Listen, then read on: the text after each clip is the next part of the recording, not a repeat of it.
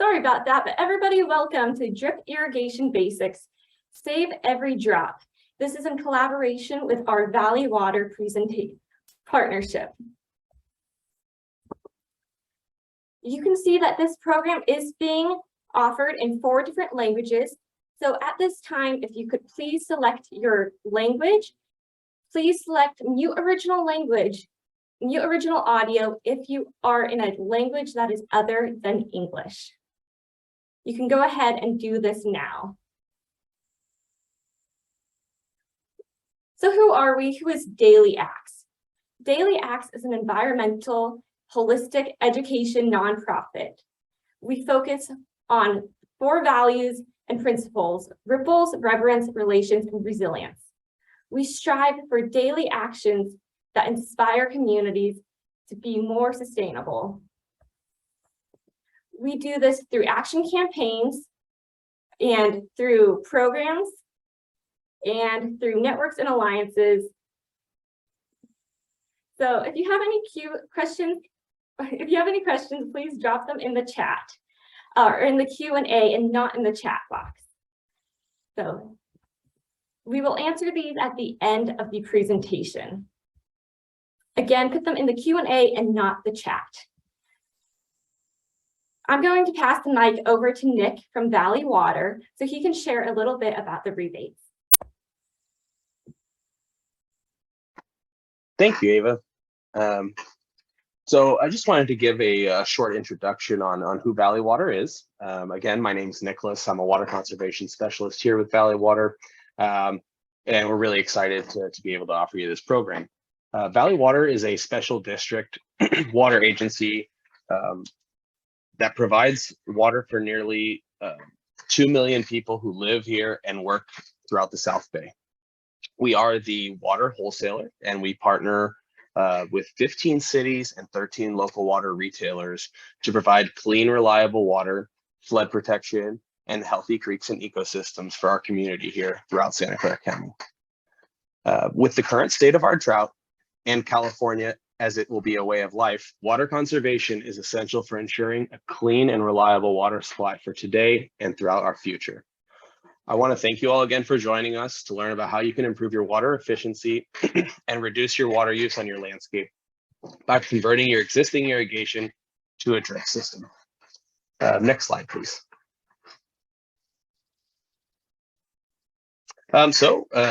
With that being said, Valley Water wants to encourage everyone to participate in this conversion. And so we actually offer an inline drip conversion rebate.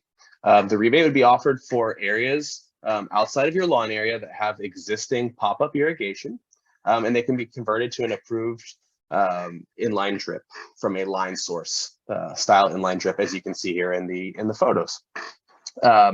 The base rebate would be 25 cents a square foot for converting those areas. Next slide, please. The total cap for the rebate for an inline drip project would be, or any of our other rebate projects, would be $3,000 total. And I just wanted to highlight that these forms of drip irrigation would not qualify under the rebate program. So we have all of this information online. We can have everyone look at the approved list and see what's going to be the best fit for certain areas of your property. Next slide, please. I'm also really excited. These are some layouts that you could use. I'm going to just do a brief single line, double line, ring layout kind of shout out here. I'm going to let Chad later give a really good in-depth on all these. It's just depending on the landscape that you have and the size plants that you're maybe, or type of plants that you're maybe going to be irrigating with these different layouts. Next slide, please. If you're considering maybe doing the inline drip for certain areas of your landscape, but also have a lawn that you're looking to maybe get rid of, that's another really popular part of our rebate program. It's another really great element. The base rebate for converting a lawn to a drought tolerant landscape would be $2 per square foot for up to 1,500 square feet. So you can get up to $3,000 back with this rebate. In some areas, you can actually get a little bit more. So if your water retailer is the city of Morgan Hill, if you live in Cupertino, if your water retailer is city of San Jose Municipal Water, you could be eligible for up to $3 per square foot for the first 1,000 square feet. If you pay your water bill or water customer to the city of Milpitas, the city of Palo Alto, and through a new agreement we just established this week, the city of Santa Clara is now on for $4 a square foot for the first 1,000 square feet as well. So a really great opportunity to take advantage of some rebates and help cover some of the costs of these upgrades, which will also help you in the long run, saving water, and you're going to be saving some money on that front. Next slide, please. We also have, along with the inline drip, which would be under our irrigation equipment rebate, we also would have upgrades available for pop-up irrigation. If you wanted to upgrade your existing irrigation controller or your sprinkler timer to a weather-based irrigation controller, we have a rebate available for that. And if you wanted to pair that weather-based irrigation controller with a dedicated landscape meter, flow sensor, or hydrometer, we have a list of approved meters as well, and they can really help you manage the water use along your landscape. We have rebates for all of these things, and they're all under the same application. The one thing I will say is please do not start on any projects or make purchases until you've applied for the rebate and received approval for your rebate project. Next slide, please. We're going to be sending out an email at the end of this, I believe sometime next week, to all the attendees here.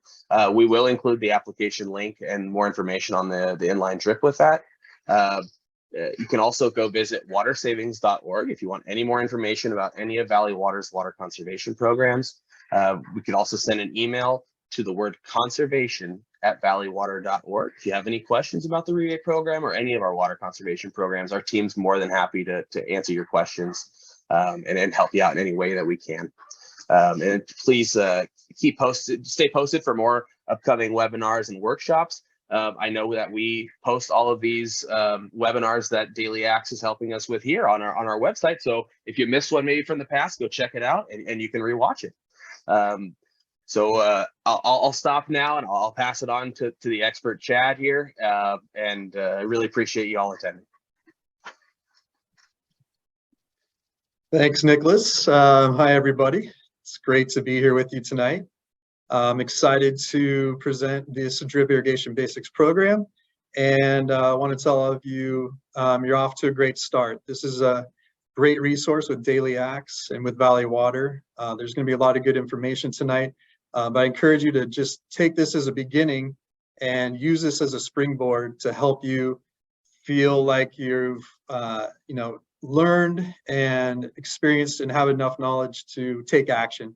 So hopefully that's the takeaway tonight, is that you have what it takes to get out there and make this happen. Get drip irrigation going at your site, your home, your commercial business, whatever it may be. And so that's our goal. By way of introduction, for those of you who are just joining us, my name is Chad Sutton. I work for Gachina Landscape Management. We are a large commercial landscape maintenance, landscape management company, and our headquarters is in Menlo Park. We're also in San Jose, the East Bay, Monterey, pretty much the whole Bay Area. So I've been working in landscaping my whole life. I was born with a shovel and a wheelbarrow, and worked for my mother's and father's business. And so I've got a lot of years of experience. My current role here at Gachina is the Water Resource Manager, which really means I head up and lead our team and its goal towards conserving water and using it as efficiently as possible. And one of those great things that we have as one of the tools in our tool belt to conserve water and to make it as efficient as possible is drip irrigation. So why choose drip? That is a great question. First of all, I think drip is one of the most versatile ways to irrigate. It can accommodate small little confined areas, large open expanses of turf.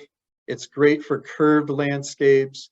It can handle flower beds, even do raised pots. So there's really tons of different applications that make drip a very versatile choice. Next up, as I mentioned, it's efficient. It's so efficient that it's 90% efficient at getting that water right to the plants to make it available to be used. It's great at reducing runoff. How many of you have seen time and time again water just running right off the sidewalk into our gutters and wondering there's got to be a better way. Well, drip is that better way. It minimizes evaporation. You're not going to see droplets of water spraying into the air and just misting off into the atmosphere and evaporating and causing waste. And it's so efficient because it really applies water slowly. And that's what we need for our soils, especially around here. It puts the water down very slowly and makes it efficient. And it's also really plant friendly. Don't think about this too often, but if you think about it, drip irrigation, just putting out a tiny little bit of water right next to the plant, it's going to minimize that contact with the leaves, the stems, and any fruit of the plants, which really helps cut down on, you know, mold and mildew and lots of other pest problems. And again, it's going to put that water directly to the root zone of the plant where it's most efficient. You know, most plant material do not take in water through their leaf structure, and therefore you got to get it on the roots. Spraying it all over the leaves and flowers really doesn't get the job done. The roots are where it's at. So let's take a look at a typical yard. Here we have a couple of things I just want to point out real quick.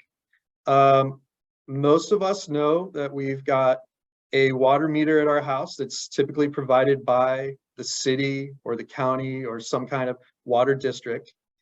And a lot of times as the water's traveling to the home for use inside the house, we tee off or we make a point of connection that takes that water and brings it into our irrigation system, and it travels through some kind of backflow prevention device for safety and protection.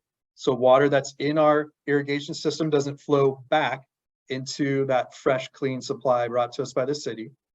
And then from there, we travel through a main line, which is this piping system, out to valves. And those valves can be manual, they can be remote controlled by a controller, an automatic sprinkler controller on your wall or in your garage.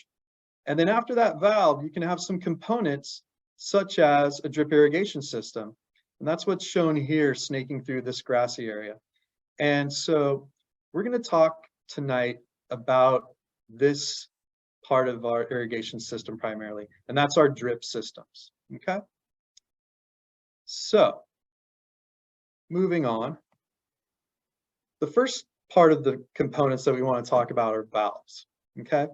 Now, valves can be as simple as a manual on-off that you turn by hand that you attach to a hose bib at your home. It could be an anti-siphon valve, which is a combination of backflow protection and an irrigation valve altogether. They can be inline valves, which are nice if you have a larger site.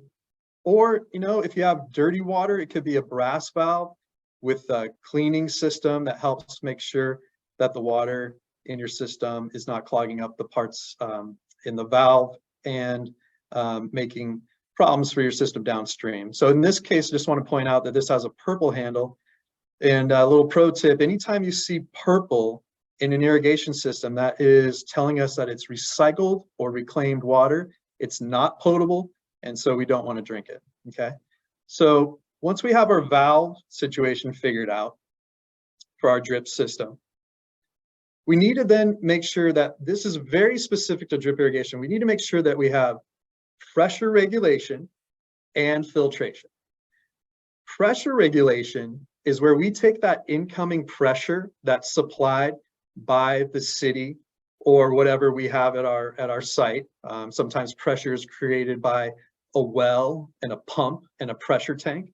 But whatever that method of delivering pressure to our system, we have to regulate it, because a lot of the cities deliver water to our home or our site that's 50, 60, 80, or 100 pounds or higher in pressure. That's pounds per square inch.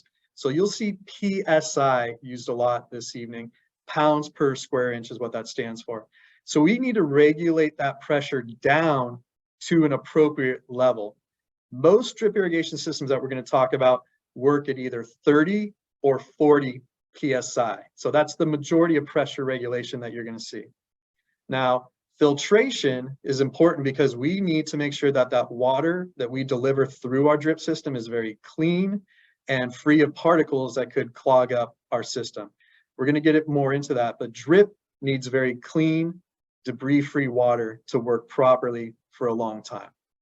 And sometimes these filters and pressure regulators can be built into the same unit. So here we have a pressure regulating filter system. It's all in one, and it can do both jobs. There's other types of filters. We have stainless steel mesh, or we have disc filters. Disc filters are especially good if you're on a well or you're drawing water through a pump that is in a pond or a canal, ditch.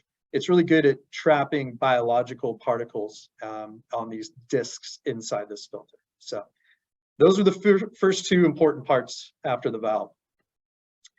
At the very end of our drip system, if we do get particulate in there, debris, dirt, so on and so forth, we need a way to be able to clean out or flush the system. So with that in mind, we want to have these flush valves installed on our system. Now they can be automatic, like the ones we see here and here, that every time the system turns on, it can purge out a little bit of water. And so it's constantly doing a little bit of flush to move any debris downstream and out the end of the system. There's also more manual ways. You can use a figure 8 right here, which you can use to just crimp the end of your drip line. And then when you need to flush the system, you remove it, let some water out and place it back. Or you can step up and have a little small inline ball valve that you can just open and close when you need to flush your system. We're going to talk more about flushing your system later when we get to maintaining our drip system. Now, one of the basics of a drip system, but it's often overlooked, is soil staples. You know, they make a few different varieties. Some are better than others. This little crimp one's pretty good. It helps secure it in loose dirt. But most manufacturers and myself, we're going to recommend you put it in at least every 36 inches to secure that drip line right where you want it to stay in your yard. Now, one thing to note, little pro tip, use the rounded top staples. Those won't crimp or pinch your drip tubing. If you buy the squared off ones that are made for fabric, to secure fabric, it could pinch your system and cause problems. So grab those rounded ones when you're doing your system. Next in the drip system, let's take a look at fittings. Now, when we're putting together a drip system, we might need to make a right turn with an elbow. We might need to tee off with a T fitting. And there's all different kinds of fittings. You see, I put a lot on this page intentionally to show you that we can use barbed fittings, which go inside the tubing. We can use compression fittings, which hold on to the tubing a little bit more gently, but can be used simply and easily. There's also these locking fittings where you can actually turn and screw down and lock into place the drip fittings.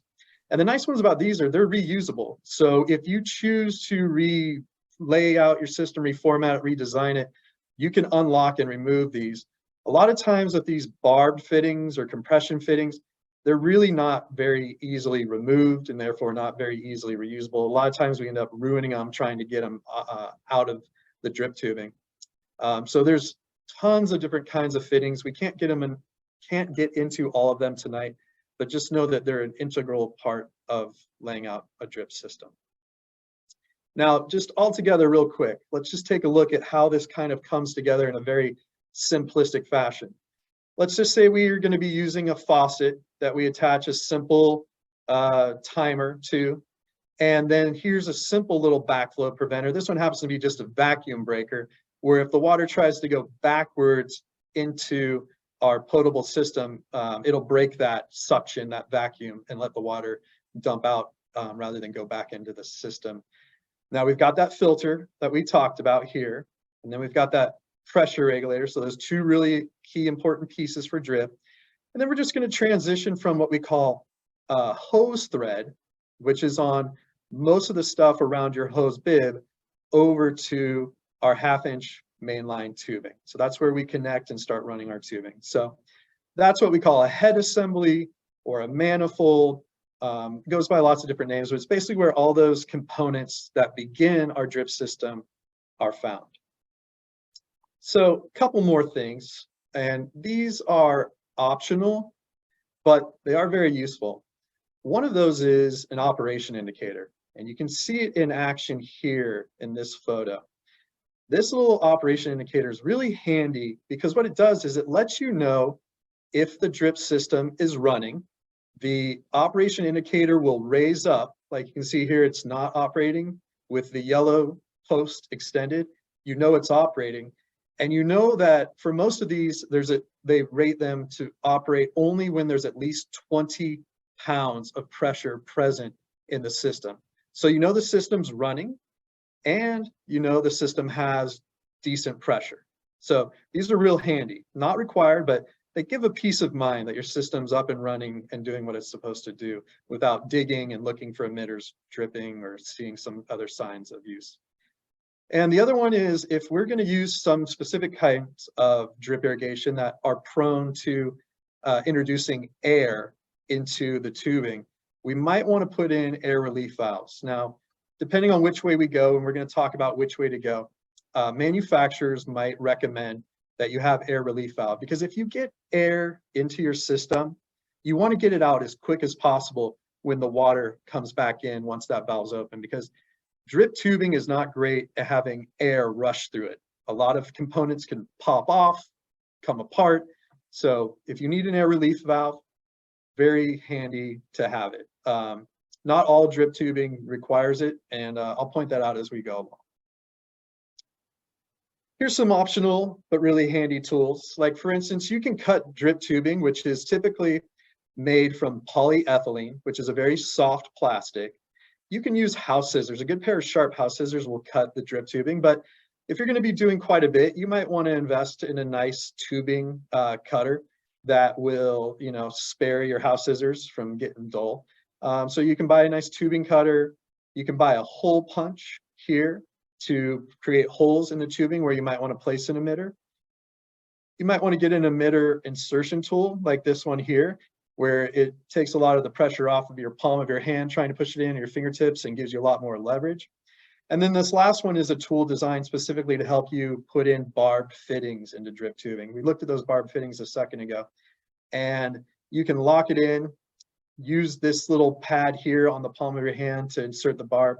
And then these little side posts here are actually a reaming tool where you can put that into the open end of the 1/2-inch tubing, wiggle it around, and it'll expand that tubing just a little bit to make that barb insert into the tubing just a little bit easier. So some handy tools that can make life a lot easier. Drip's easy to start, but these make it even easier. So let's talk about two types of drip. Two big distinctions. And the first thing I want to point out is, if you remember in the Valley Water portion of the intro, the rebate only covers line source. Now, line source is not the choice for everyone, but if you choose to get a rebate, you need to focus on the line source side of things tonight.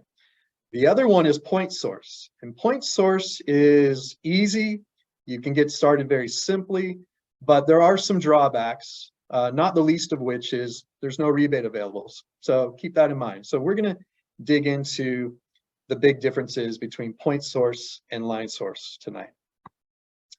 So when are we going to use point source? It's best for when you're going to have plants that are very sparse. They're going to be spread out a great distance from one another. And when your plants mature, there's going to be lots of area in between them. When we do have these sparse plantings and we do choose point source, we're actually placing an emitter directly into the tubing right next to the plant. Literally, we want to have it right on that root ball of the plant that we're putting in.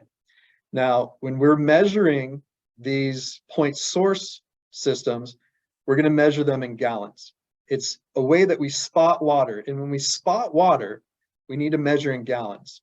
Okay. Now, conversely, with inline drip, it's better for dense plantings. And a lot of times these little plants that we buy end up being very dense as they grow in. So it's really great for dense plantings. We're going to try and put those emitters in a grid formation So we have a nice even coverage, and we're going to show a lot about that later. And with inline, we're looking at a water requirement that we're now measuring in inches, okay? So point source, sparse plantings, we're talking about gallons. And then when we get into inline drip, we're talking about dense plantings, and we're going to be measuring the water requirement in inches, okay? So let's dig in a little bit into point source first, just to point out a few things. So here's an example. This is a point source system that was installed at a fire station, I believe. And as you can see, we have the tubing that runs all over the planting area. But you'll notice after they ran the system for quite some time, you can still see really large areas of dry soil. And you can see really saturated soil areas as well, but they're real specific, and that's right where we're going to put the plants, or right next to these emitters, these little blue dots on the line. You can also see that we've put the staples down, and we've kind of flagged where we're going to have some of our plantings go. Now, again, this is going to be for a sparse planting. We couldn't plant material everywhere. It's just not going to get the right amount of coverage. So this is what point source looks like when it's in action, okay? So some of the things that you see specifically on a point source is you typically see black color polyethylene 1/2 inch or maybe 3/4 inch tubing. And so these are a few examples. Pro tip, if you buy a large roll of tubing, before you install it, unroll it and let it sit out in the sun and warm up, and let the sun help ease out the memory of the curl that's been put into the tubing. And another pro tip, after you leave it out in the sun, let it cool down overnight and try and install your emitters early in the morning, because it's easier to make a hole in the tubing and cut the tubing when it's cool, but it's easier to lay it out and get the kinks out when it's sunny. So roll it out, get the kinks out when it's sunny, and then the next morning come back when it's cool and put in your emitters.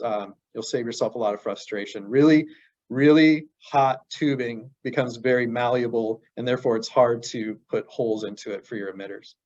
Another little tip is they sell this in all kinds of different roll sizes, 100 feet, 250, 500, 1,000. Check it out. Don't buy a huge roll if you don't need it. A lot of times the cost for a 100-foot roll and a 250 roll are very comparable. So you don't really save a ton of money by buying a huge roll. It just makes life really difficult. They're unwieldy, and they can make things tough. So little tip from experience is buy as small as roll as you can. And then they also make it in 1/4 inch. So you can come off your 1/2 inch, which they call a lot of times our main tubing, and you can have a little 1/4 inch tubing come off of that to place the emitter directly at the root ball. So we have all kinds of different tubing. Some have stripes, some don't. Lots of different choices out there with different manufacturers, but at the end of the day, it's just tubing. Now, here is a symphony of emitters. You've got lots and lots of choices when it comes to emitters. You have cheap ones, expensive ones, you have really fancy ones that you can pull apart, ones that are just real simple one piece, and they all have a different purpose. Now, we don't have time tonight to cover all the different ones, but we're going to cover one specific one in a second here. But before that, I will say that a lot of manufacturers will color code their emitters based off of how many gallons. Remember, when we measure emitters, we're going to be talking about gallons per hour for our point source system. And this color scheme will tell you if it's a 1/2 gallon or 1 gallon, 2, 5, 10.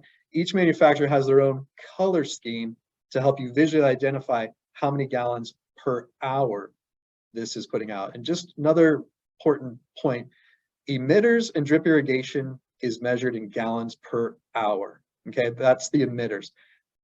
Sometimes when we're talking about the total flow for the entire drip system, we will talk about how that is measured in gallons per minute. So we need to keep in mind that some things are measured in gallons per hour, some things are measured in gallons per minute. So emitters, gallons per hour. So one of those important distinctions I want to cover are pressure compensating emitters. Pressure compensating emitters, or what we just call a lot, you'll see PC, is an emitter that is going to maintain the exact same amount of water, even if there's varying water inlet pressures. So what that really means is that you're going to get an even amount of water across all emitters. If your pressure is 30, 40, 25, 35, whatever that pressure is, you're going to get an even amount of water with a pressure compensating emitter. If it is not, you might get different amounts of water out of that emitter depending on the pressure, because pressure is force, and the more force that's pushing the water out, the greater the gallons per hour may be. So if you want a nice even flow of water across your entire drip system, look for pressure compensating emitters, especially if you have uneven terrain, slopes, or a long distance of supply tubing that you need to put out at your place. Okay. The one-time pressure comping is sitting easy for me to say, right?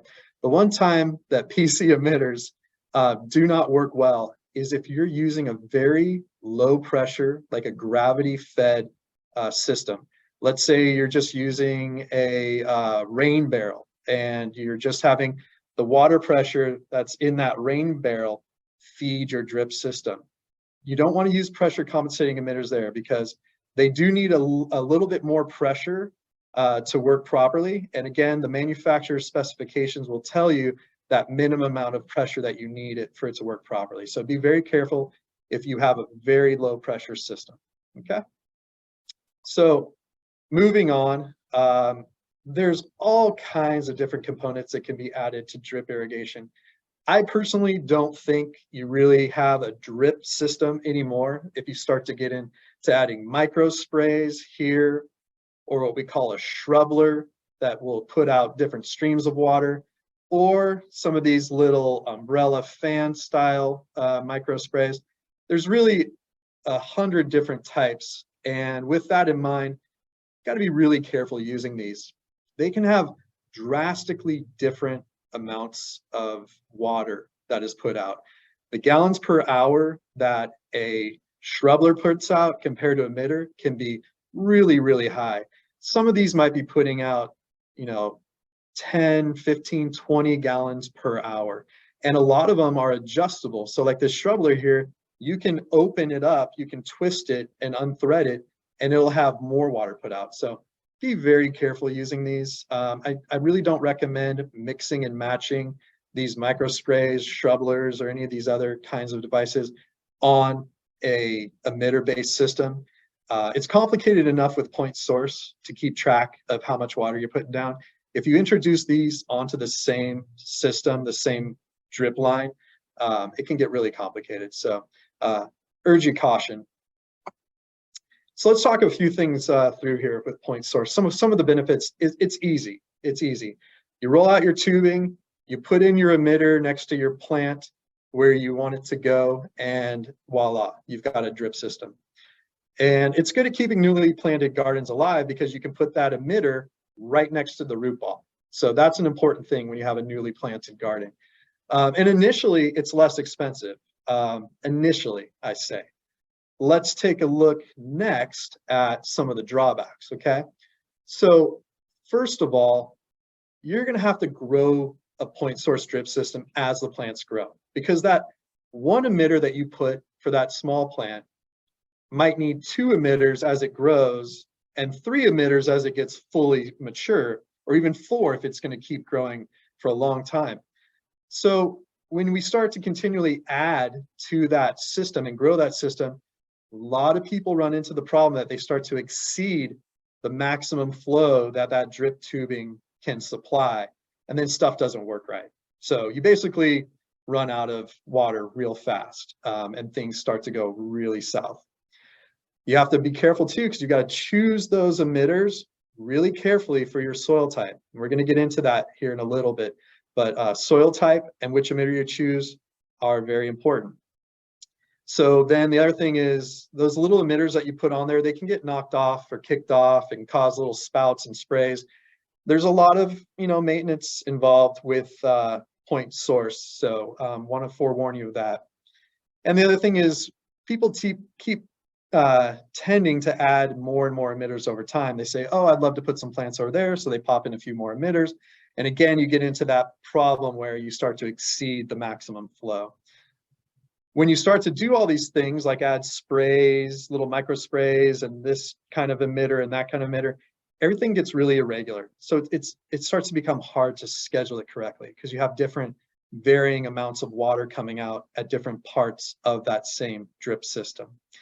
And with that irregularity, it becomes hard to calculate and determine exactly how much water each plant is getting. So you have to do very careful calculations to figure out how much water each plant needs. Okay, so as you can see, there's quite a few drawbacks, and I would venture to say that's probably one of the reasons why Valley Water does not offer a rebate for point source.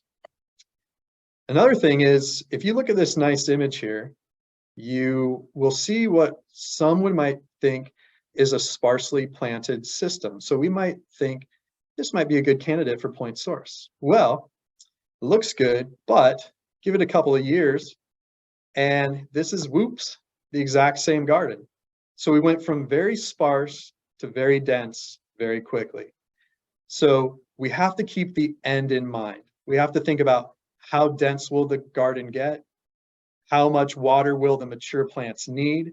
And you really have to plan forward with point source to make sure that it's going to work today, tomorrow, next year, and down the road. Okay. Now let's flip the page and let's start looking at line source.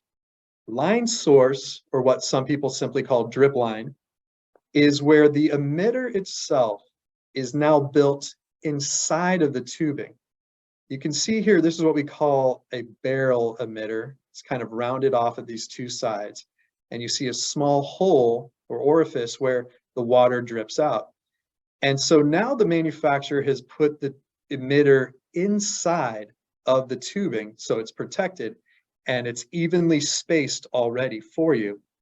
So that's line source or drip line. And this is the one that Valley Water rebates for. Here's a picture of what line source drip looks like. Now, in this example, we're assuming that someday these plantings, and there might be a few more added down here in the future, we are now trying to irrigate the entire zone of the landscape. We no longer want dry areas between plantings. We want to evenly apply water throughout our growing zone. And so that is the real benefit of line source. It is going to be good for today, tomorrow, next week, next year, and down the road. So line source drip. Here's a quick example of what it might look like on a professional plan. You can see we have evenly spaced grids of tubing that allow even distribution of water. The symbol over here is for that valve. The blue dotted line is going to be for the pipe that we're going to correctly size, and we're going to get that into that later, a correctly sized delivery pipe. And then down here, you can see we have that flush out or that flush at the end of our grid subzones. Each one of these is called a subzone. And so you can see in this one, they're saying we need to secure the stakes 24-inch on center, so on and so forth. So this is what a nice professional plan would look at to give you an idea of what a line source or a drip line layout would look like. And here's a detail. Again, our valve here at the top, then we put the water through a PVC or a poly, what we call supply header. This is where we have sufficient water to go through each one of our tubes with the emitters in line. And then a good practice is to have a second PVC or polyethylene pipe at the end. It balances the water supply and it makes for a much more even way of distributing the water. And then again, we have a flush valve here at the end to get any debris or sediment out of the system if it builds up. So that's what it looks like up close as a layout. So with that in mind, the benefits, I've covered some of these already, but you know, it's harder to have the parts break because everything's inside the tubing. There's not going to be stuff popping off And the nice thing too is you're going to put the infrastructure in from the very first day that will allow your garden to grow fully to maturity. You're not going to have to keep going out there and reassessing and adding more and adding more. So it's really about starting with the end in mind and getting it done from the beginning. And the coverage is nice and even, and it's predictable. You know where the tubing is going to be, because we're going to try and keep the spacing between the tubing very regular. And it's easier to schedule because you know that you're applying the same amount of water everywhere. And that easier scheduling makes it easier to make sure that if you have a budget that you're on for your water, that you're going to be able to reach it successfully. Now, some of the drawbacks, because there's always drawbacks, is it can be a little tricky to get the plants established with inline. You have to make sure that you're putting plants right next to an emitter. Remember, with new plants, you need one of those emitters right next to the root ball.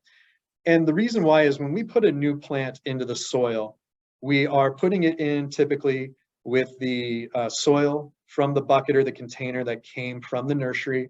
And that's that nice growing medium that the nurseries put in there to make sure the plant establishes just right. And we're digging a hole and we're putting that into a hole that's right up against native soil that's more compacted and more difficult for water to travel through. So if we water outside of the root ball area and in the native soil, it's very hard for it to pass through into the soil from the nursery. There's kind of a barrier there. It's not really tightly compacted together. So there's almost a little bit of an air gap, and it's really hard for the capillary action. That's water that kind of pulls itself along with the fancy word here, cohesion, because water's sticky, it adheres to itself and to different soil particles. It's really hard for it to get to move through that barrier there. So that's why we need one of those emitters right on the root ball. And as it establishes and it becomes more compacted and things settle down, then the water can more easily move through. And then the roots grow out into the native soil and they can get water from outside the initial root ball size. So important tip there. So it is initially more expensive as well because the manufacturer's taking the time and energy to put all the tubing in there. And so it's a little bit more expensive to start with. But in time, I think it pays off. And again, there's more time to install it because you have to put a very nice systematic grid pattern. And to design that and to install it takes some more time.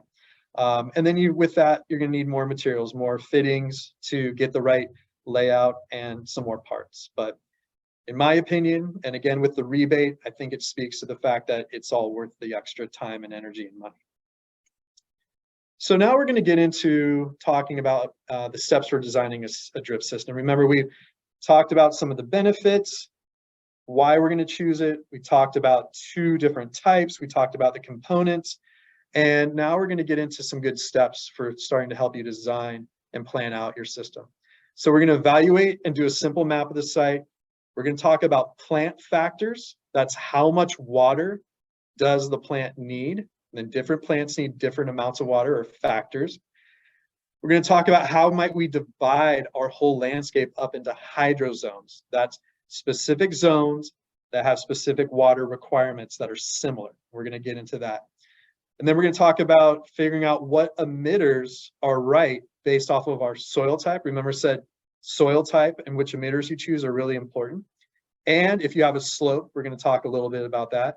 And a little hint there, if you have a big slope, pressure compensating or emitters with check valves. And a little emitter with a check valve on a slope will keep the water in check or hold it back so it stays inside the tubing and doesn't drain out the last emitter at the bottom of the slope.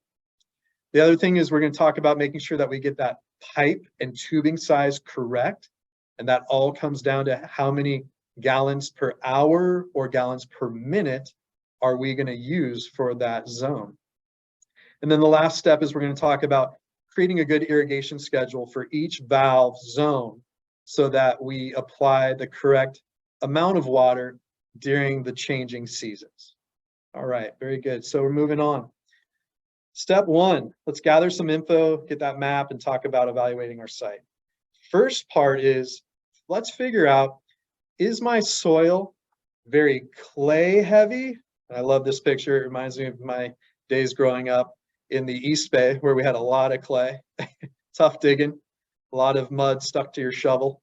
And then the loamy stuff right here in the middle, the good, rich, nice balance of silt, sand, and clay, and some organic material. You know, we could add some compost, a nice loamy soil. And, you know, if we're kind of in the middle over here between, we might have a clay loam. And if we're heavy on the sand, lots of sand, you know, we're right near the beach. Maybe we're in Half Moon Bay or Pacifica, or we're down in Monterey. Maybe we have a very sandy soil. So figuring out what kind of soil you have is really critical for drip irrigation. It's why it's the first thing that we evaluate for our site. Let's talk about how we can figure this out. Now, obviously there's some visual things, but there's also a hand test. We'll talk a little bit about that. We can scoop it up in our hand and run a test. There's a jar test. And if we want to get really serious, we can send it off to a lab for analysis, which there's a lot of good reasons to do that. With the hand test, you pick up that soil, you get it wet, you put it in your hand, you make a little ball, and then what you're going to do is you're going to try and squeeze that soil out into a ribbon, and you're going to see how far that ribbon will extend before it breaks and falls off. Now, if you've got really like sandy loam, a lot of high sand content, it's not going to go very far. You can see the scale in millimeters over here on the side. It's not going to go very far. You know, if it's more heavy on the loam side, it's going to go a little bit further. And as we get into a more true loam, a little bit further. Now, when we introduce some clay into that soil, it can extend further. And finally, if we're primarily clay, you'll get a long ribbon that won't break off. So you can use this hand test to determine how your soil type is made up, or your soil texture. We talk a lot about texture because it also has some feel to it. And there's a lot of great resources online. You can do a soil texture hand test and Google that, and you'll find lots of good information on this test. The next one we can do is we can do a jar test. And again, there's lots of good resources online. I grabbed this one from Clemson University, and they have a great step-by-step process. But real quick, what you basically do is you put some soil, some good soil, you know, try and take out the sticks and the rocks. You put some good soil from your site into the jar with some water, you shake it up, and over different intervals of time, you take a measurement and you mark where the different amounts of sand, which is going to fall down quickly because sand's the biggest particle, the heaviest particle, and it's going to fall out of our solution quickly to the bottom. And then next, the silt is going to fall down, and we can mark that. And then after a longer period of time, our clay will finally settle. And so using that information, you can use this handy dandy triangle over here. Once you know your percentage with a ruler, you can measure what percentage of each of these different strata are of the total, and you can figure out where in the soil triangle you fall. This is a great test. I love doing it. And one of the pro tips is add a little bit of dishwashing detergent. And when you add that, it acts as a surfactant, which makes the soil particles more freely available to settle individually and not stick to other random soil particles. So you get a much more even distribution. So a little bit of dishwashing detergent like Dawn, or a good eco-friendly biodegradable one is good. And just about a tablespoon should do it. You know, good instructions online when you read through this at the Clemson website. So that's the jar test. And we typically just use a mason jar. If you can find a mason jar with milliliter markings or some kind of markings, that's really helpful too. The last one that we could do is we could actually get out there and do a soil lab analysis. So I'm not going to get into this too much, but it's obviously more expensive to send off, but you can get a really clear analysis of what you've got, what kind of breakdown you have. And if you pay a few dollars more, you can get a breakdown of different nutrients in your soil to see if it's deficient and it might need some specific kind of fertilizer or amendment. Now, once you know your soil type and the texture, let's take a quick look. If you have very sandy soil, and you apply water, what this pattern is showing is that sandy soil, the water tends to go straight down. It pretty much makes a column shape, doesn't expand out too wide. Conversely, over on the clay side, with a lot of this capillary action, because the clay is packed in more tightly, the water can spread out horizontally much more. So that's why it's so important to know what your soil type is. Sandy soil, it's going to go straight down. Clay, it's going to spread out. And so that has a lot to do with how fast can we apply the water, how far apart can we space our emitters. And so, you know, we need to also, with sandy soil, we need to water more frequently because it doesn't hold on to the water as much, versus clay soil, we can water less frequently and for longer periods of time to make sure that that water can be slow but more infrequent. So getting down to it, with our soil type, that soil can only take in water, what we call our intake rate, at different amounts. So a soil that's heavy in clay can only take in water at 0.10 inches per hour versus a sandy soil 0.6 inches per hour. So it takes that water in much faster with sand. So we choose our emitter, we go low on the gallons per hour, a quarter, 0.4, 0.5 gallons per hour for clay, work our way up through the different loam and sandy loam, all the way up to 0.9 or 1 gallon per hour if we have sandy soil. So you choose your emitter gallon per hour based on your soil type. Now, once we know all that, we can start to make a simple map. And it's just a nice thing to draw a simple map to kind of get a rough idea of what your yard looks like, where you're going to put your plants, what you might have. And there's a good point for that, because with a simple plan or a really fancy plan, if you want to go online, there's some free design software you can do and start to put dots and name your plants. With that information, we can now start to think about, where are our sun exposures? Where do we have shade and where do we have sun? Where is it partly shady? So we need to start thinking about that with our yard as well. And what this is all leading to is we're starting to think about hydrozones. So hydrozones are where we're going to start grouping together different plant material that has the same plant water requirement or factor and same sun exposure, because those are the two main drivers of how much water that area or hydrozone is going to need: the plant factor and the sun exposure. So how do we figure out what those water use values are of the plants? Well, there's some great tools, and there's one I want to show you right here on this website that's linked here on my presentation. And this will be recorded, so you can go back and grab all these websites. This one's from a good website, Puddle Stompers. And shout out to my good friend Lori Palmquist, who puts all these tools out there for free. And so this one is going to help us figure out plant factors. So we're going to look at that quickly here. Let me switch back to my pointer and head over to the water use planning tool. So we're going to choose a city, look for our plant, and if we want, we can add a list. So we click on Get Started. Figure out what city we're in. Most of the Bay Area is in this north central coastal region. If you're not sure where your city is, you can just type in, I'm going to go for San Jose, and click on Find City.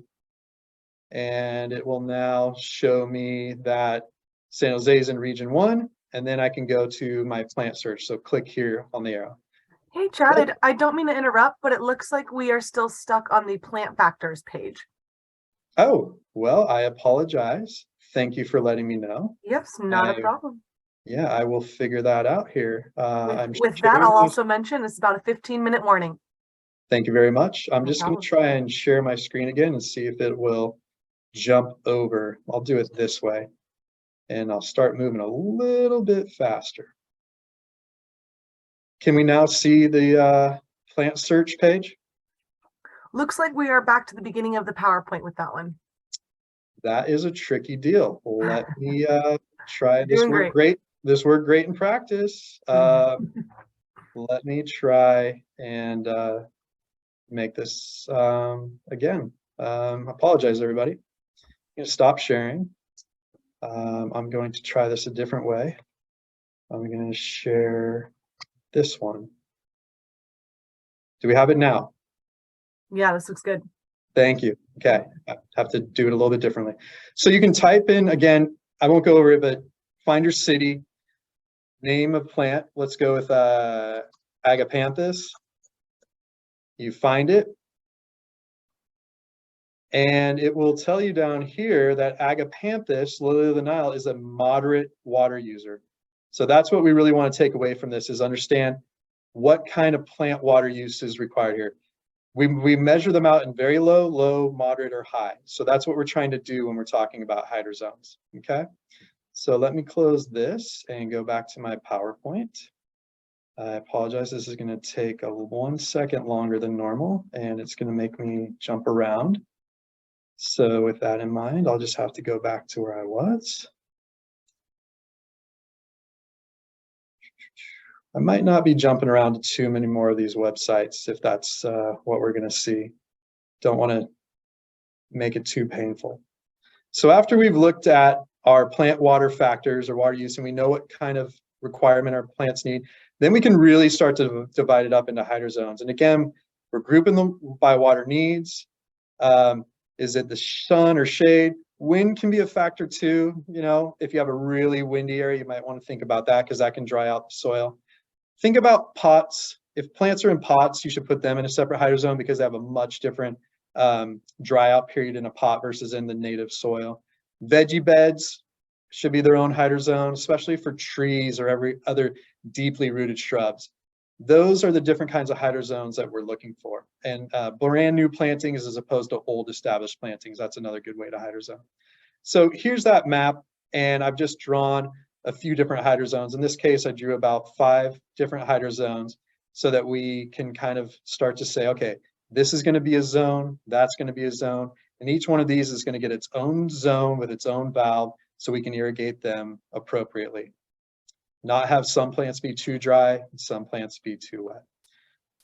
So after that, we need to think again about determining those emitter specs. Now, for point source, I won't go into it too much, but here's a good tool, and I apologize. Let me make this larger for everyone. Hopefully you can see it in full screen size again.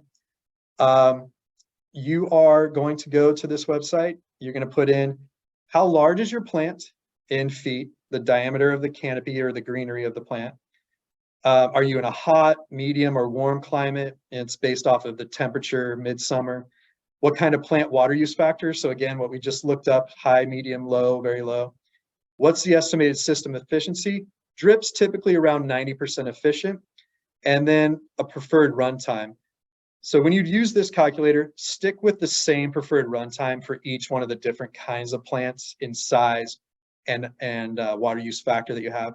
This calculator will tell you what kind of emitter you can choose and how long you should run your irrigation for. So this is a good one for point source if you want to figure out the different kinds of emitters to choose for your plant size. But remember, you're going to have to expand it as the plant grows. So you might have to come back here next year and say, now my plant's 4 feet across, not 2 feet across in diameter. So you have to keep modifying and adjusting your system for point source. On the line source side of things, a little bit easier.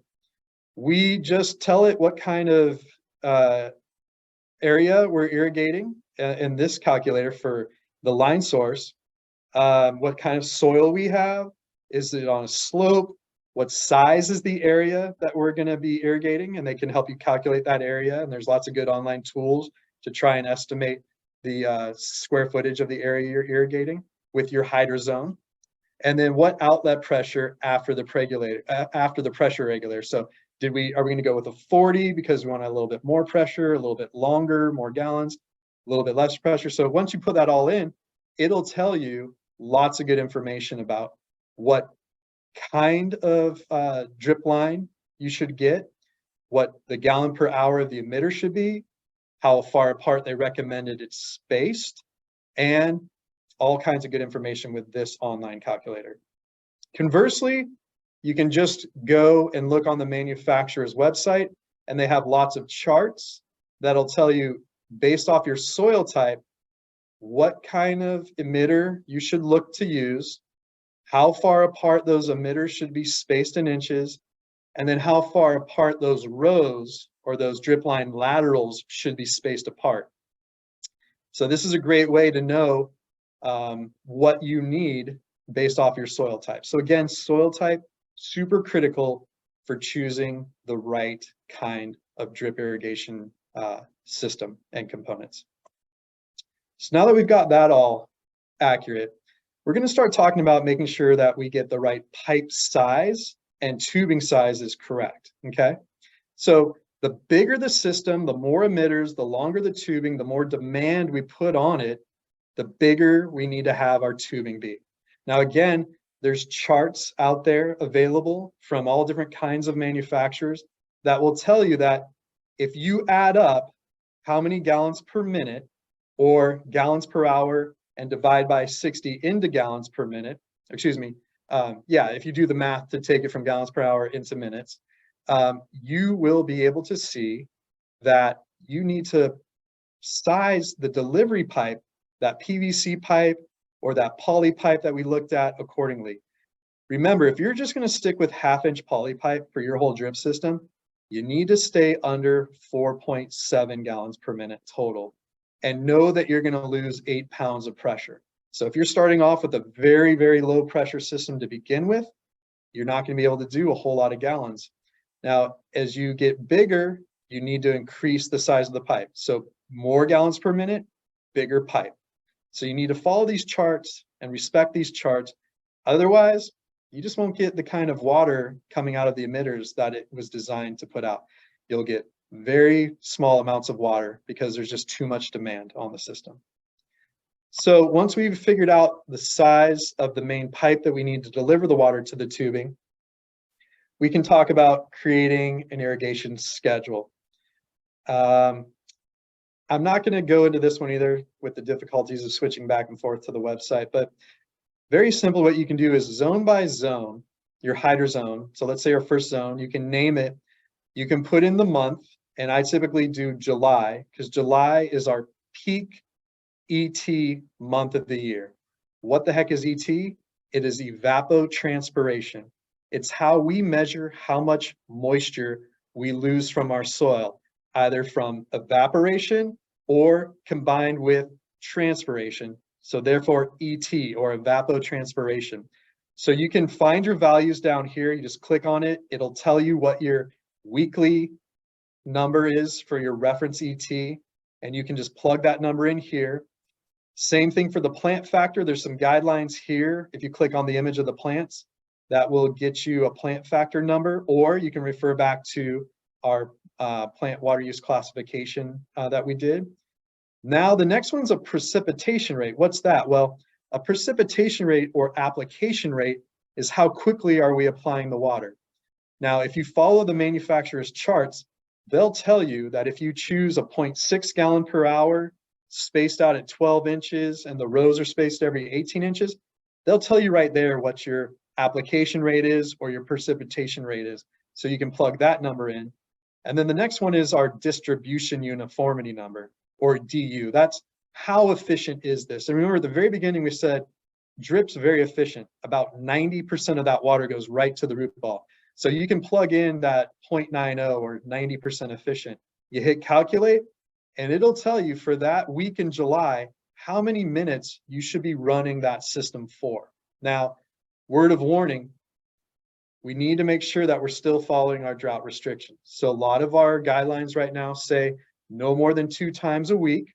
Some water districts have given you some exemptions for drip because they know it's so efficient. But if you are applying that water, make sure you use cycle and soak. That's where you turn it on and then turn it off, let it soak in, turn it on, turn it off, let it soak in, and you repeat that process a few times. I recommend 3. 3 lets the water kind of open up on the first cycle. It spreads downwards on the second, and then it tends to spread more laterally with that capillary action on the third. So with drip irrigation, it's a pretty good rule to try and break up that total runtime that you're going to do into 3 cycles and soaks. And then if you're not sure and all of that's just really not going to work for you, to try and go online and find a calculator or use some other tool to figure out your runtime minutes. A simple method is run it for 30 minutes, let that water soak in for 30 minutes, dig down next to the root ball and check to see how much water got down into the soil. And if it's just not enough, do it for another 30 minutes and try again. And if you can figure out how long it takes to get the proper amount of water into the whole root profile, the whole depth of the root ball, then you can really start to figure out what it is that your system needs to run for. And then the last little tip is if you have brand new plant material with inline drip, even if you get that emitter right on top of the root ball, it's still a pretty good practice, I think, to try and hand water in those plants to really soak it in, really saturate it, so that water can move through all the different soil mediums, the new plant root ball that's from the nursery soil and the native soil that's more compacted. If you water it and you saturate the whole area, it just helps the water move more easily. Great tip to get things established properly. Now let's talk about some common mistakes. Okay, we've gone through a lot of steps. Let's look at a few things that I've seen and that we run into. And a lot of these images and slides came from, again, my good friend Lori Palmquist. I really appreciate her sharing a lot of this info with us tonight. So, big mistake. We put too much demand in relation to that pipe sizing and the available flow. You know, it's just, we tend to just keep adding emitters on point source. We keep seeming to adding more and more tubing. And if we just max out what's available based on that chart that we showed, you're just gonna have big problems. It's super common. The other thing is choosing the wrong emitter and spacing with regard to soil type. So it's like, I have very heavy sandy soil, but what the heck, what the heck, I'm just gonna choose a 0.25 gallon per hour and go 24-inch spacing anyways. Cheers, everybody. It's really just, it's a big mistake. So stick with the manufacturer's guidelines, much more success. And if you don't hand water and make sure that you establish it and get things saturated to get it established, you're just gonna have more challenges and problems. Again, with line source, that establishment and saturation is more important. And then again, if you don't ever put that emitter near the root ball, you're gonna have big problems. So make sure you get it near the root ball for establishment. So if it's too high, you didn't go back and refer to these charts. Okay, so let's follow these charts, respect what we're doing, make sure we're not overtaxing the system. Big common mistake. Now let's take a quick look at this picture here. This looks pretty good at first glance, right? But none of these emitters in these rings are really right over the root ball. So if you have a brand new plant that you're trying to establish, you want to try and get one of these ring emitters on the ring, right on the root ball. And if that's just not possible, you might want to punch in and put a little 1/4-inch tubing and run over one single emitter and add it right on top of the root ball. That's a practice that you can do. And then you can come back, take it out once it's established and grown, and you can plug that hole with what we call a goof plug, and you can get rid of those. So you can just do it temporarily to get it established. Or, you know, you could do a spiral. So you could start a spiral, not do a perfect loop. You can just start the spiral right next to the root ball and spiral it out away from the root ball. And one of the other things that's wrong with this picture that you might be able to see is you're using this black polyethylene tubing with no emitters, and then you're switching to an inline drip. So this is blank tubing. We call it blank because there's no emitters inside. This is the stuff we use for point source. So they're mixing point source tubing with inline drip tubing, and they're using fittings designed for inline drip. So these don't really play well together. This fitting is not designed to fit properly into both of these. So you might get leaks or breaks or popping off. So be careful not to mix and match two different kinds of tubing, and you'll have a lot less problems. Chad, I just want to give you a heads up. We have a few more minutes just so we have time for Q&A. Yes, you got it. I will start to wrap it up in the next few minutes. Thank you. So with mature trees, one tip is start watering mature trees about 75% of the way out from the drip line, or to the drip line. A lot of those roots right around the trunk of the tree, the crown of the tree, those are just supporting roots on mature trees. all the feeder roots are outside of that area. So you want to get it out there and irrigate outside of those support roots. You're not going to do the tree any good putting the water right there. In fact, you'll do harm. So that's a mistake.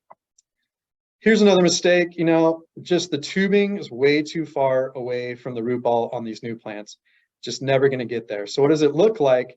Here's two soil moisture meters right next to each other. One's directly in the root ball and it's showing us it's dry on this meter. The one that's just outside of the root ball is very wet. So you can have two drastically different moisture levels depending on where you get that emitter. This is that problem I talked about where the native soil and the nursery soil just don't do well moving that water through. So again, soak it, establish it, and get everything an emitter for new plants. This is one that we looked at earlier. You can do a single snake layout. This is a good practice. So you get those emitters right near the root balls. And if you want to, you can put blank tubing with no emitters between. If you want to do point source, this is a way, or it's a way to do line source and not waste water if you never have any intention of growing plants in these areas.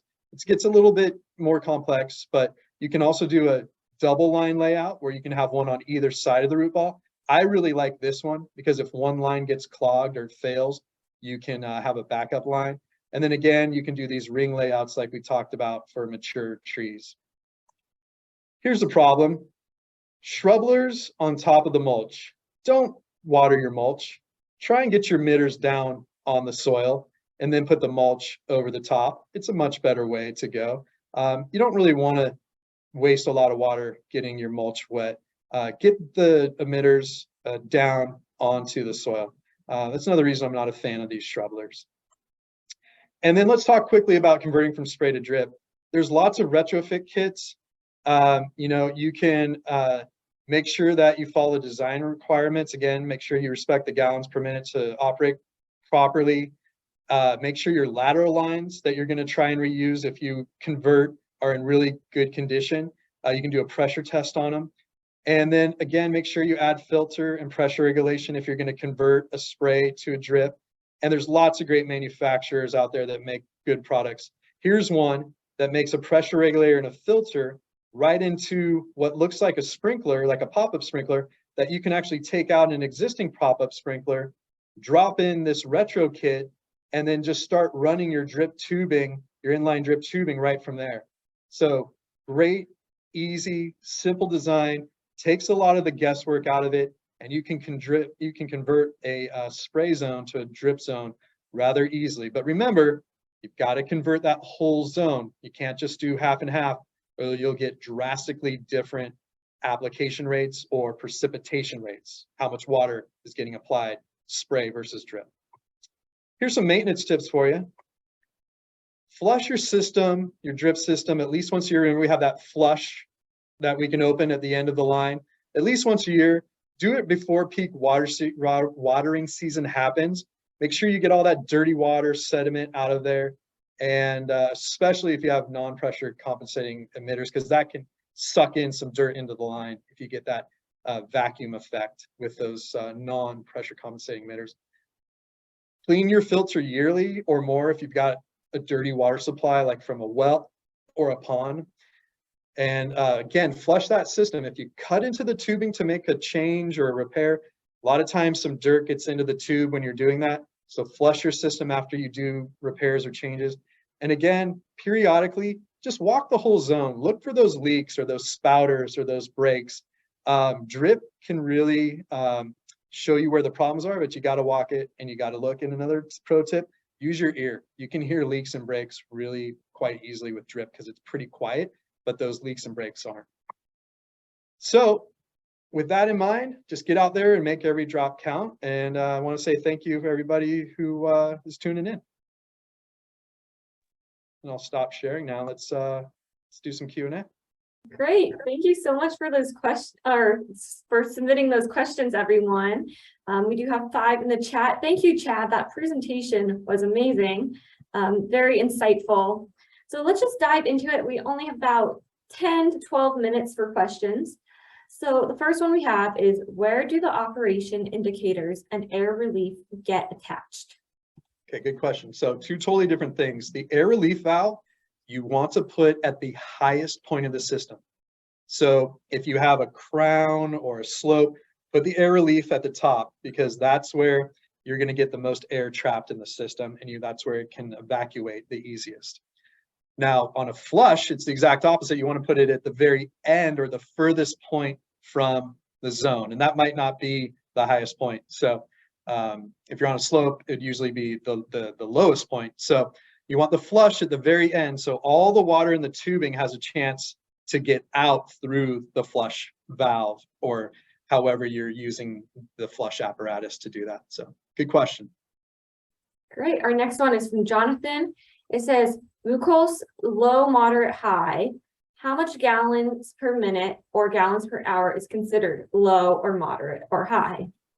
So we don't use that gallon per hour for plants. We use a percentage of maximum ET.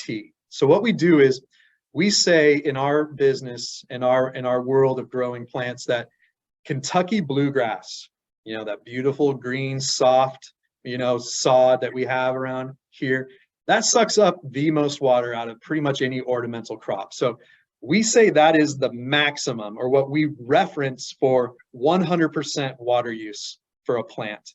And everything else of that is a subset or a factor of that Kentucky bluegrass. That's why we call them plant factors. So a medium water shrub would be anywhere between, like, say, 0.4 to 0.6 on that scale. So medium's about halfway, or 50%. So doesn't matter about gallons per hour, but a high water plant will need more gallons in the year compared to a low water plant. So if a high water plant needs 4 gallons for that time of year, a medium might only need 2 and a low might only need 1. So that's how you can kind of start to think about how you translate different plant factors into gallons, but they don't really cross over too much. Great, thank you. Next question is, how much maintenance is required for a point source drip system? Is it 10%, 25%, 50%, or more? Or more, all the above. So I oftentimes see the system as a nightmare for the homeowner as opposed to the line source. Yeah, we really just encourage inline for homeowners, for commercial sites. There's so many good reasons. Point source is just, I would say, at least 50% more maintenance, if not more. It can be 2, 3, it can be factors of. It is just, by the nature of having the emitters on the outside of the tubing, you've just created an easy way for things to go wrong. So if you want to keep the maintenance to the lowest level possible, go with inline drip. Great, good to know. Next question is, if you install an inline drip system with several different zones, does the system run all zones simultaneously? Which I believe you might have answered. I asked you to the on-off 3 times you mentioned to maximize absorption, or do you run each hydro zone on different days? Okay, 2-parter. Let's take the first part first, and then I'm gonna have you read me the second part because I was thinking about this one. So it is possible to run 3 zones simultaneously. You could have all 3 of those valves open at the same time, but you need to make sure that you have sufficient water supply for that. So be careful, because your water meter is only going to supply so many gallons. So let's say you have a typical 5/8 inch household meter. You might only be able to have 8 or maybe 13 gallons if it's a little bit bigger. So there's not a whole lot of gallons per minute that you can play with at a residential site. And if you have a 5 and a 5 and a 5 gallon zone, you might exceed the total maximum designed flow for your water meter. Okay, so be careful there. Typically at a residence, we like to run 1 valve at a time. And then while that 1 valve's stopped and soaking, you could start the next valve. So you can do that with start times for each of the different valves. So that's really the way we want to do that, is best practice for residential, 1 valve at a time. Big commercial sites, you're probably going to have to start turning on multiple valves at a time to get that water down. And read me the second part again, please. The second part was, do you run each hydro zone on different days? Thanks, David. No, not necessarily. There's no need to run different hydro zones on different days. But if your hydro zone is, say, mature trees versus new plantings, the frequency at which you run those hydro zones is going to be drastically different. Mature trees, maybe every 10 days versus new plantings, you might have to water it in non-drought times, every other day or every day if it's blazing hot. So hydro zones definitely have different frequency based off of the root depth and the water use requirements. So good question, but no, I could run hydro zone 1 and hydro zone 2 on the same day without any problem. Great, awesome. That was a very great question. Thank you, Kathy, for Great that. questions, great questions. A question that relates that is here is how many emitters do you place per zone area? Cannot answer that. That is, do the homework, do the research, figure it out. The one thing I want to say is do not put more emitters than your flow will allow, okay? So that's the rule, is you can put as many emitters as you want until you start to exceed those rules that we talked about, which is how many gallons per minute can that pipe deliver? So you got to respect the pipe size, and you got to respect what's the total water supply that I have through my meter. And again, you can look up what's the size of my meter. It's on your water bill. Most water bills say the size of your meter. You can go online and say, how many gallons per minute is safe to move through a 5/8 inch meter or 3/4 inch meter, 1/2 inch meter, whatever you have. So good question, just there's no right answer. Great, sounds like it's very dependent on your zone. Yeah, exactly. It's very dependent on how much water you can supply to that zone. Great. Next question is, can you talk about issues with longer lengths of tubing and the pressure difference, flow rate as you get further away from the original water source? Right. At what lengths does that start to become a problem, and how do you address that? Great question. I should have had a slide for that, because the longer the drip tubing, the more friction is going to happen as that water runs along the tubing. There's friction. It's the same friction like your tire running along the asphalt and slows your car down, right? So the water is going to lose pressure the further the distance it goes because of that friction loss. So there's charts online as well that you can look at that will tell you, do not run a 1/2 inch tubing more than, like, I think the number off the top of my head is like, 1/2 inch tubing, like, I think it's like 300 and something feet. So there's charts online that'll show you the maximum distance you can run a 1/2 inch tubing before that friction will really start to eat into your pressure, and you just won't have enough pressure. Now, a great way to overcome that is, if you are going to do a long run, make sure you use pressure compensating emitters, because if you do have some variation in pressure along that line, those PC emitters will do a good job of making sure you get an even amount of water from the first emitter all the way to the end. And if you have a long run, great insurance policy, put in a little drip operation indicator. So at the end of the run, you still have enough pressure, because that thing, the little indicator pops up and it's telling you you're good. It's a great piece of insurance to know that you didn't run it too long or put too many emitters on there. Great, and our final question is, can you talk a little about using inline drip under turf? Woo! Great question. So that's a whole nother course we can do sometime, but subsurface drip irrigation is an excellent way of conserving water. It's probably the most efficient way when it's done right. And I stress when it's done right. Subsurface drip irrigation really, again, the soil is critical. You got to know your soil type, and you've got to have a nice homogeneous or uniform soil texture throughout your zone.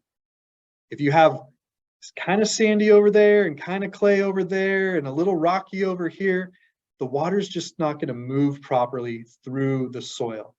Especially if you have like a hard pan layer where it's really hard here, then it goes soft. So when you put the tubing down below the soil, subsurface, you need to make sure that the soil you're working with is nice and uniform. And the other thing too is you need to make sure that the depth at which you apply, or excuse me, the depth at which you install the tubing is the proper. 4 inches is normal, 6 inches about the maximum you can go. And if you're putting it underneath turf, and in the future, you want to do a core aeration where you pull a plug of soil out to allow air and nutrients to get in, got to make sure that the tine, the depth of the tine they use, it's like a little plug stake. It's not as deep as your tubing. You don't want to go through and punch holes in your tubing if you're aerating your lawn. So be really careful with that. But there's a lot of beautiful lawns that we maintain that are subsurface drip. They're highly efficient. They're easy to, I shouldn't say easy. They are great for spaces where you're going to have lots of events, because you can irrigate without concern of having the grass wet, or, you know, everybody's going to get wet if it comes on. It's one of those things where I'm seeing more and more, especially at commercial sites, where subsurface irrigation on turf that's used for events where they're going to put tents or have a concert. It's a really great way to accommodate how we want to use the turf, but still make sure that it gets irrigated properly and very efficiently. So yeah, definitely look into it. There's lots of information out there. Make sure you have check valves though. Make sure you buy a tubing that has inline drip, can't do point source, inline, and that those emitters have a check valve, because when it closes, you want to have that emitter seal up and not leak out any water, because those roots will naturally go to that wet spot that just kind of leaks out, and they'll start to climb into the emitter if there's no check valve. And dirt can get sucked in if there's any kind of vacuum. So check valves are great.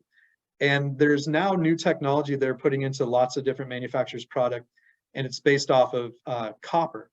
So copper, because of its ions, I believe, and don't quote me on that, but it is a natural root inhibitor.